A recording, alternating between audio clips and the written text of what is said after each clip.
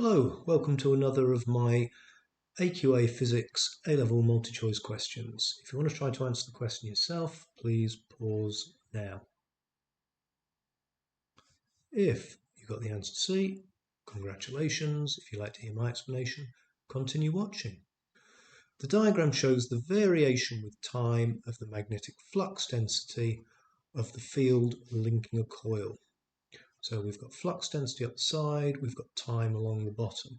Well, Faraday's law tells us that an EMF is induced when the flux is changing. The amount of flux within a coil changes. N is the number of turns, phi is the flux, and T is time. So as long as there's a changing flux, we're going to get a change, we're going to get an EMF induced.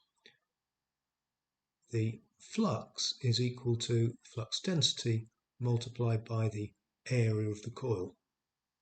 Well, the area of the coil isn't changing, so we can see that the flux is directly proportional to the flux density. So let's have a look what's happening. Let's see. So first of all, we can see the flux, magnetic flux is decreasing. Well, if the magnetic flux is changing, we're going to induce an EMF.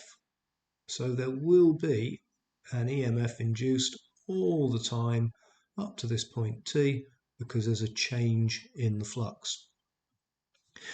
We can see between T1 and T2, the flux is also changing, it's increasing.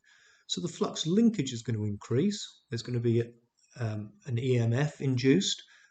Two things are going to be slightly different. One is you can see the rate of increase was greater than the rate of decrease. So the size of the EMF is going to be greater, but also the direction. We were losing flux within the coil, now we're gaining flux within the coil. So the EMF induced will be in the opposite direction and will be larger. The answer, C. I hope you found this video useful. I hope it's helping your vision and your understanding of physics. Thank you for watching.